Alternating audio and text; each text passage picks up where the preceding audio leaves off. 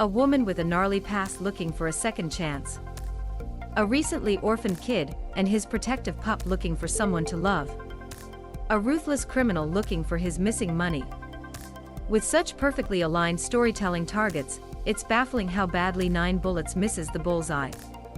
Writer-director Gigi Gaston blends these characters and their conflicts in one of the year's more scattershot pictures, a pastiche of cliché and predictability that comes across laughably messy at its best, and hokey at worst.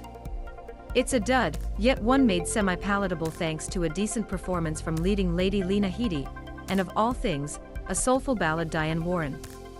A dandelion is a weed that grows into its flowering beauty, whose life cycle ends on a wistful, superstitious note.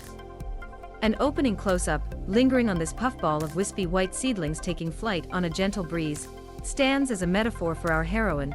Tough-as-nails burlesque dancer Gypsy is about to take the journey of a lifetime. After selling her memoirs, Gypsy quits her job, packs up her trailer home, and prepares for a cruise where she hopes to finish her rewrites. On her last night in town, she gets a call from frenzied friend Ralph, begging her to pick up an iPad containing bank codes controlled by Gypsy's sadistic expo Jack, from which he accidentally stole a significant amount of money.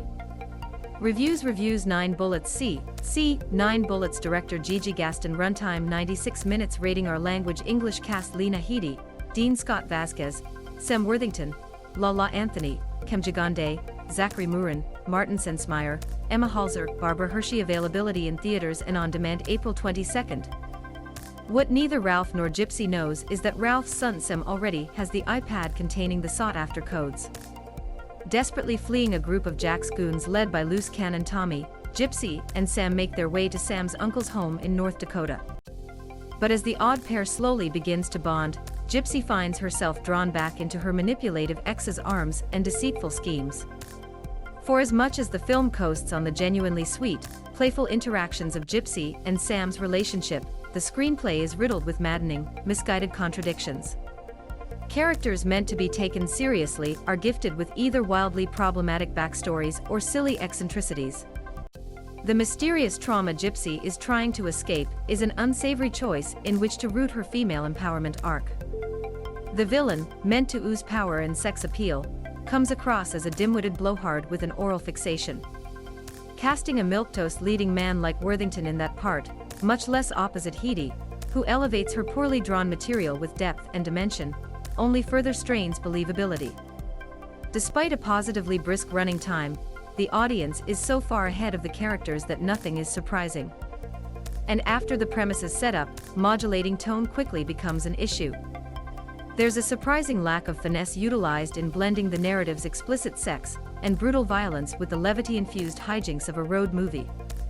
Action-heavy sequences, like Gypsy's graveyard pursuit and a climactic shootout in a synagogue parking lot, are poorly executed with subpar cinematography and choppy editing. They stand in complete contrast to the evocative, elegantly lensed opening sequences establishing our heroine.